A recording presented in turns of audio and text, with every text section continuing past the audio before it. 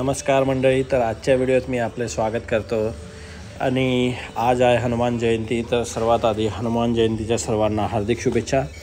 आणि आज आपण आहोत आमच्या गावाला. गावाचे नाव आहे बाधे. हे शहादापासून 3 किलोमीटर अंतरावर आहे आणि इथं हनुमान जयंती उत्सव साजरा केला जातो आहे. तर आपण बघू शकता किती सुंदर हे मंदिर सजवलं आहे आणि आम्ही दर्शन घेतले सकाळी गेल्यानंतर आणि भरपूर भाविकांची इथं गर्दी झालेली होती.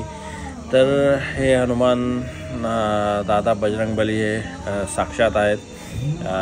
भरपूर लोकांना चांगले अनुभव आहे. जे काही आपली इच्छा असेल ते मागतात आणि त्यांना चांगले अनुभव आलेले, त्याच्यामुळे हे भरपूर प्रख्यात झाले. मागच्या 4-5 वर्षापासून खूप गर्दी होते ते दर शनिवारी आणि काही आपले सण असतील तर तेव्हा. इथं बघू शकता भाविक इथं भाजी वगैरे कापायला मदत करताय. इथं भंडारासाठी कुकिंग चालू आहे. हे 4-5 वर्षापासून खूप फेमस झाले आणि भरपूर लोक इथं येत असतात. ही गावातली मंडळी सगळे युवक इथं मदत करताय.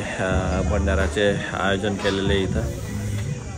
तर भादेश्वर धाम म्हणून हे प्रसिद्ध झाले आणि इथं बघा हे मंडप रोडच्या पलीकडे हा मंडप टाकला आहे आणि इथं हवन होणार आहे आज. तर ज्यांनी कुणी नावं दिली असेल ते तिथं पूजा करतील. आणि आता आपण जाऊया दुसऱ्या मंडपाकडे. तर तो मंडप जो दिसतोय आपल्याला ब्लड डोनेशनचा कॅम्प लावला आहे.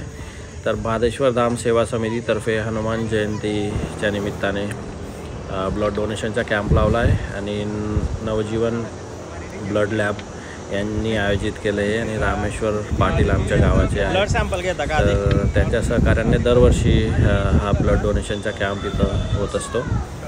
तर मी पण ब्लड डोनेट केले आज. पहिल्यांदा केले आणि बरं वाटलं. भरपूर लोकांना आम्ही अपील पण केली की या आणि ब्लड डोनेट करा. It is one of the social cause. आणि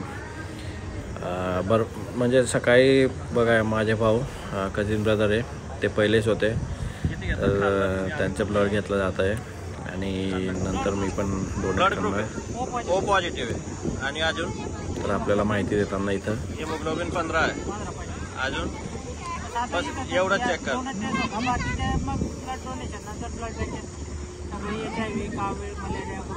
आणि मग त्या शेअर करता का कस्टमरशी का नाही, म्हणजे ज्यांनी डोनर असेल डोनर. तर माझे हिमोग्लोबिन चांगले आले 15.2 आणि नंतर मग बघा मी पण ब्लड डोनेट करतो आहे. बाजूला माझा भाऊ आहे.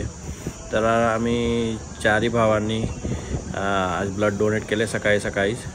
मी, माझा भाऊ, कझिन ब्रदर जे मोठे होते ते आणि अजून एक छोटा भाऊ आहे त्याने. आणि अशा प्रकारे इथं प्रसादाचे आयोजन होत आहे. तर पुन्हा एकदा हनुमान जयंतीच्या हार्दिक शुभेच्छा.